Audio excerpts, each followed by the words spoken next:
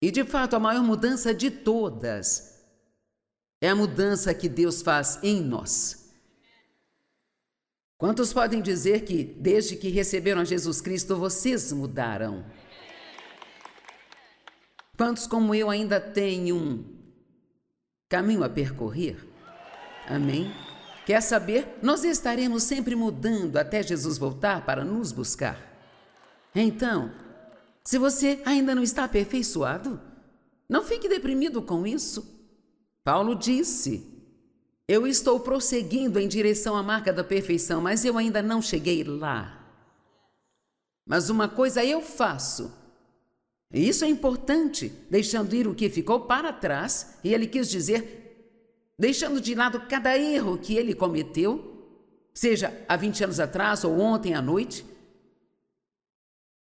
Você não pode progredir se você se sentir culpado o tempo todo por cada pequeno erro que comete. Eu disse que você não pode prosseguir se estiver arrastando um saco de culpa com você o tempo todo. Jesus já pagou pelos nossos pecados, ele assumiu a culpa e a nossa condenação. Você se arrepende, então você confessa e deixa para trás. Então você prossegue em direção às coisas que estão à frente. Continuamos prosseguindo, seguimos prosseguindo para as coisas que estão adiante de nós. Ainda não cheguei lá? Dave e eu estamos casados há 46 anos, não, 56 anos. 56 anos. Mas acho que ele foi casado com pelo menos umas 20 mulheres diferentes, sabe? Porque eu continuo mudando o tempo todo e na hora que ele se acostuma com a nova versão de mim, então Deus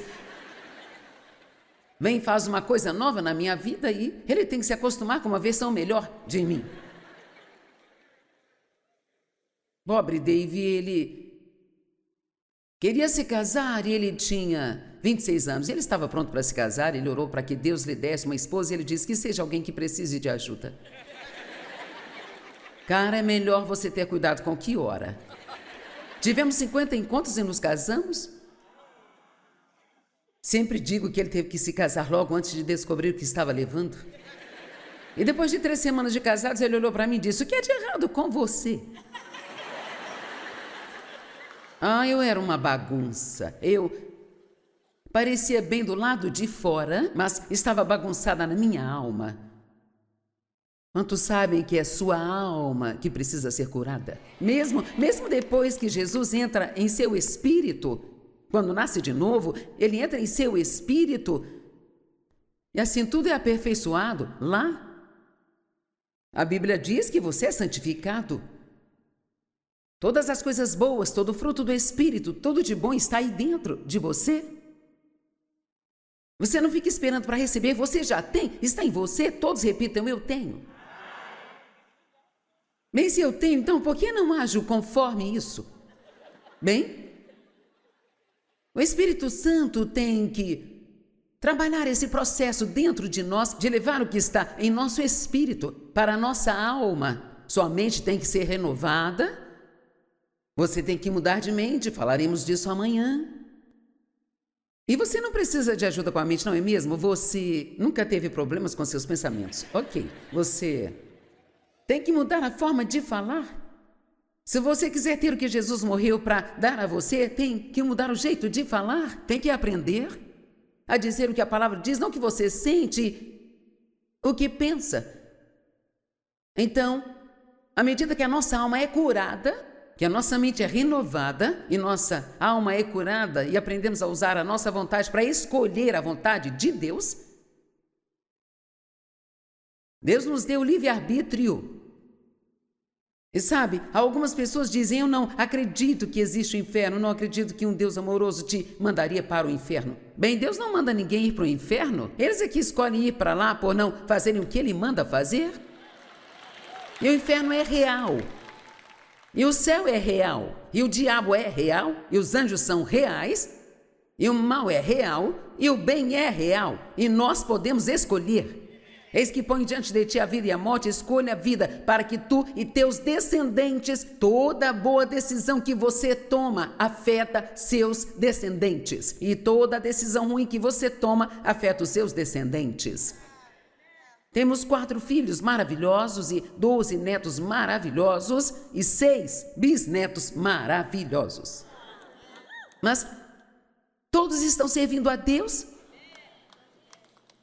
Mas isso começou com as decisões que Dave e eu tomamos, e as decisões que Dave tomou começaram com as decisões que a mãe dele tomou. O seu pai, ele era um alcoólatra, mas a sua mãe era uma mulher santa. Então, sabe, mesmo que você seja casado com alguém que não está vivendo uma vida santa, se você viver uma vida santa na frente de seus filhos, você pode ter um efeito sobre eles. Amém? Qualquer que seja o tipo de bagunça que a última geração lhe deu, você não precisa passar para a próxima geração. Amém? Estamos sempre querendo ver milagres. Eu adoraria ver os cegos enxergando, ver os coxos andando. Sabe o que eu decidi? Eu acredito que o maior milagre de todos é você ver uma pessoa tão bagunçada ser completamente curada e restaurada pela graça de Deus. Nós vimos milagres o tempo todo e não aprendemos o suficiente com isso.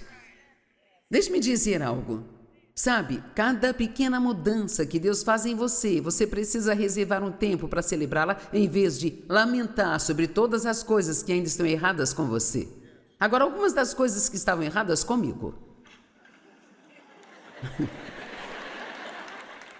Aliás, faltou até papel para anotar, sabe?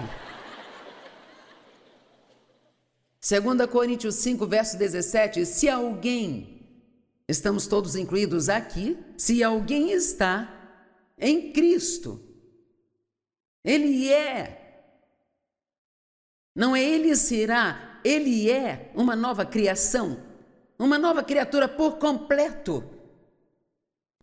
A velha condição moral e espiritual anterior já, não é vai, é já. Temos que prestar atenção a essas palavras. A Bíblia diz a você o que você é e quem você é. Mas você tem que acreditar. E a mensagem que eu quero que receba hoje é: você tem que crer antes de ver. E vou dizer isso várias vezes aqui hoje. E isso é muito difícil de entender porque no mundo aprendemos o oposto. Mas na economia de Deus, a maneira como Ele faz as coisas, você tem que acreditar no que Ele diz antes de ver isso em sua vida. Seja para você assim como você acredita. Então, você diz o que Deus diz, eu sou uma nova criação. O velho homem já morreu com Cristo, eu sou uma nova criatura. E o diabo vai sussurrar em seu ouvido: então por que você age como idiota?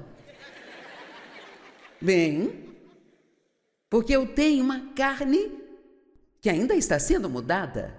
Veja, a razão pela qual sentimos uma guerra tão grande depois que nascemos de novo. Quem se lembra de coisas que fazia antes de ser salvo, que não te incomodavam em nada, e uma vez que recebeu Jesus, agora de repente você fica incomodado quando faz essas coisas? Isso é porque você é como duas pessoas. Você é um novo homem, mas ainda está arrastando o velho homem com você, e ele tem que ser, não se esqueça dessa palavra, crucificado. Acabei de escrever no livro e custei para terminá-lo. O título é E Quanto a Mim.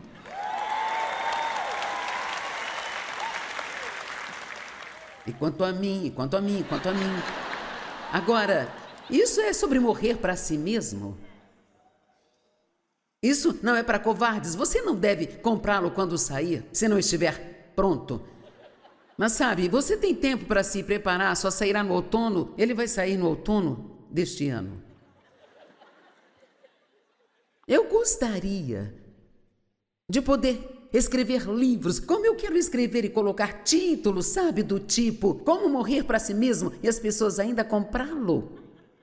Mas não, você tem. Eu coloquei quanto a mim e o meu editor me disse: sim, as pessoas, elas querem algo para si mesmas, querem saber sim, e quanto a mim? Então veja, elas vão pensar que é uma coisa, mas quando pegarem vão descobrir que é uma outra coisa. Eu tive que ficar esperta com essas coisas. Você não pode simplesmente dizer às pessoas morra para si mesmo. Essa não é uma mensagem muito popular, sabe? Então Dave orou por alguém que precisava de ajuda e eu estava preocupado o tempo todo, eu era impaciente. Eu queria controlar tudo e ficava brava quando não conseguia o que queria, era egoísta. E quando eu estava escrevendo este livro, e quanto a mim, e morrendo para si mesmo, eu recebi algumas pequenas indicações de Deus. Por que você não faz um café para o Dave? Faça isso para o Dave, faça aquilo para o Dave. E ele ficou, uau, o que está acontecendo? Isso é ótimo. E eu tive que dizer a ele, eu estou escrevendo um livro sobre egoísmo. Estou tendo que viver isso, mas ficarei feliz quando terminar o livro. Ficarei feliz quando isso acabar.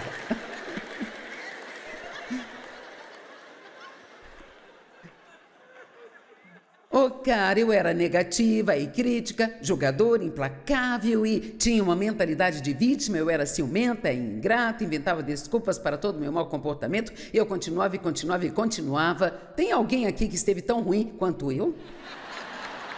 Todos nós, na verdade. Bem, algumas dessas coisas Deus me ajudou a superar completamente. Mas algumas delas, eu posso estar na metade do caminho ainda. Então, sabe, você continua prosseguindo em direção àquele lugar de perfeição do qual Paulo falou, mas nesse meio tempo, não fique pensando que é de errado comigo. Não existem pessoas perfeitas por aí, nem mesmo os pregadores. Eles podem não contar tudo, mas acredite, nós temos coisas. Temos coisas como todo mundo tem. Deus nos muda por dentro quando nascemos de novo. E somos equipados com tudo o que precisamos para viver de uma forma totalmente nova. Ouça isso. Efésios 1, verso 3. Louvado seja o Deus e Pai de nosso Senhor Jesus Cristo, que já nos abençoou no reino celestial com todas as bênçãos espirituais em Cristo. Já está feito. Posso te dizer algo? Nós não estamos esperando que Jesus faça coisa alguma. Ele já veio fazer tudo o que precisava ser feito. Não estamos esperando em Deus. Ele está esperando que acreditemos. Mas temos que acreditar antes de ver. E acho que precisamos também confessar as coisas.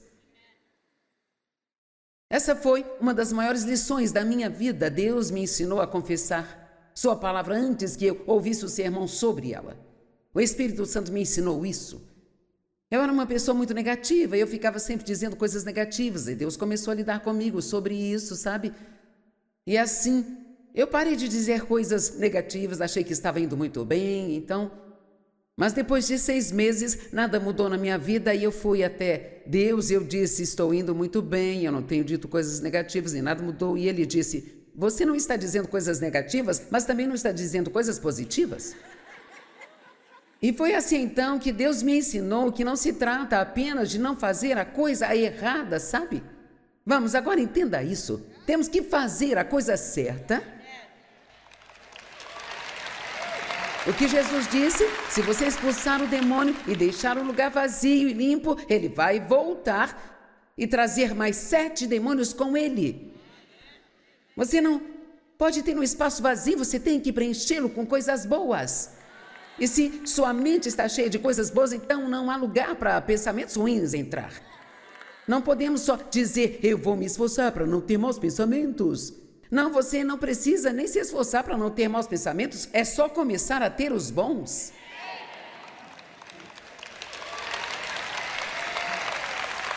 Estamos sempre trabalhando em algo. E Jesus já fez todo o trabalho que precisa ser feito. Vamos falar sobre a palavra tentar. Oh, queridos, eu tentei até quase morrer. Sabe, eu tentei ser boa e eu tentei ficar calada, sabe, eu tentei. E você diz, não devemos tentar? Bem, sim e não. Você não tenta na carne. O esforço que fazemos, ele deve ser um esforço liderado e infundido pelo Espírito Santo. Se não for algo que o Espírito Santo esteja levando você a fazer, não vai funcionar. Amém? Uma pessoa veio até a nossa igreja uma vez, ela leu a Bíblia em plano de 1 ano. E o pastor disse, ok, todos vamos ler a Bíblia em 1 ano. Ok. Recebemos o calendário e havia um lugar para marcar o que você tinha lido. Se você lesse 6 capítulos por dia, conseguia ler tudo em 1 ano. 2 no Antigo Testamento, 2 no Novo, 1 em Provérbios e 1 em Salmo. Certo. Fui para casa, fui trabalhar. Pus o calendário na geladeira e ia marcando o que havia lido. E toda vez que eu passava em frente à geladeira, eu ficava assim. Coloquei na geladeira porque eu queria que as pessoas, quando entrassem, me perguntassem o que era aquilo. Ah, eu vou ler a Bíblia inteira até o fim do ano. Oh, uau!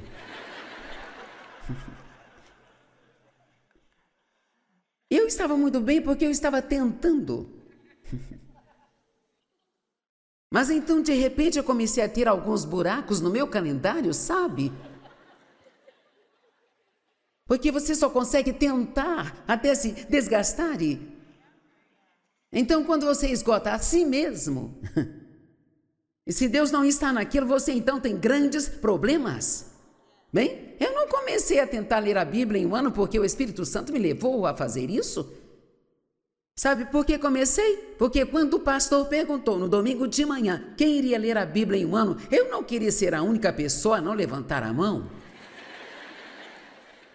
Temos que nos perguntar quais são os nossos motivos, por que nós estamos fazendo.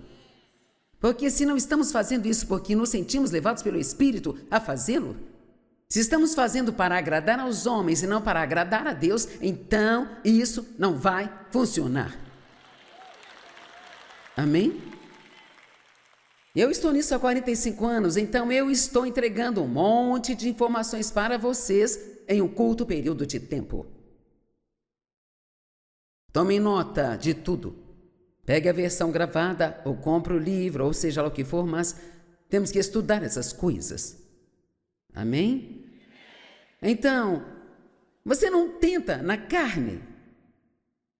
Mas a Bíblia está nos dizendo, em 2 Pedro, ele nos fala de tudo que Deus fez por nós, e ele diz, agora adicione a isso seu esforço e a sua diligência.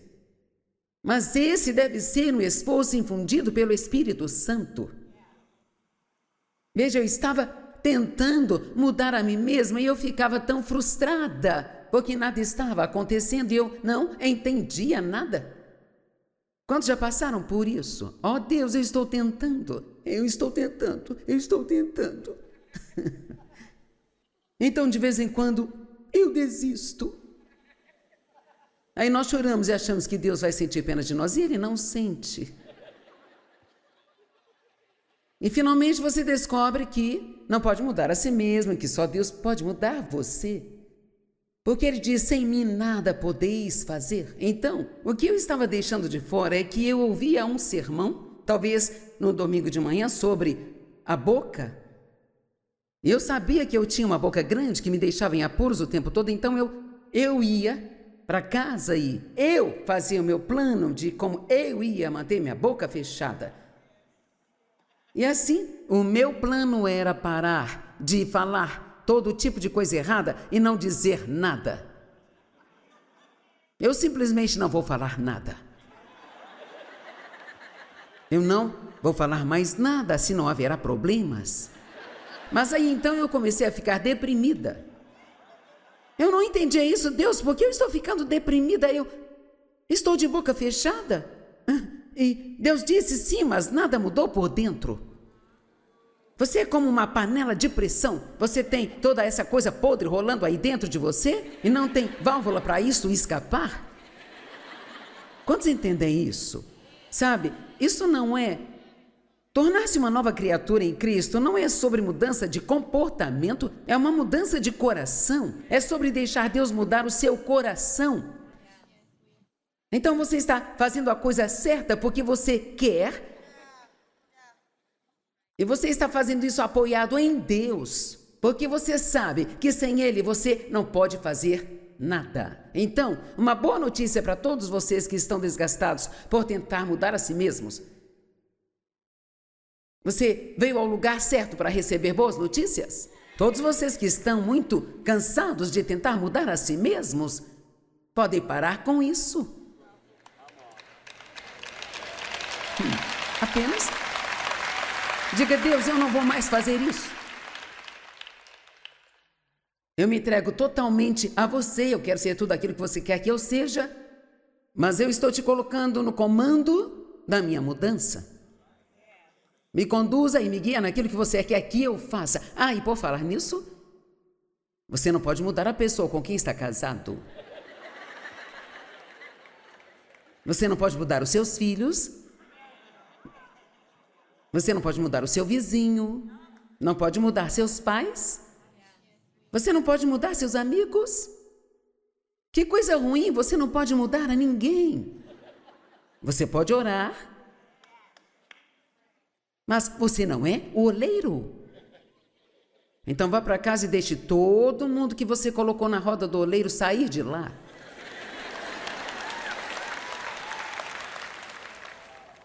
Apenas imagine a carga que sairá de você. Quando entender que você não é o Espírito Santo Júnior e que você não tem que mandar no mundo todo. Pense nisso, você pode ser livre para se tornar um cristão. Quero dizer, um cristão de verdade. Amém? Você tem que acreditar antes de ver.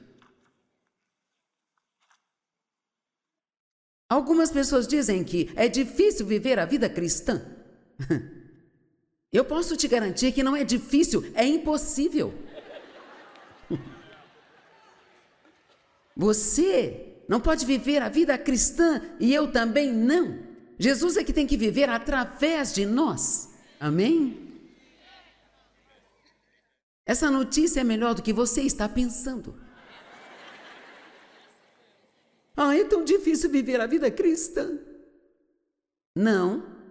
Quando o diabo lhe disser é difícil, diga, não, você está errado, é impossível. Não é difícil, é impossível. Mas eu posso passar tempo com Deus, posso estudar a palavra, posso me assentar na presença de Deus e deixá-lo mudar-me. Amém? Então, você vai relaxar e algo vai mudar e você vai dizer, cara, isso só pode ser Deus.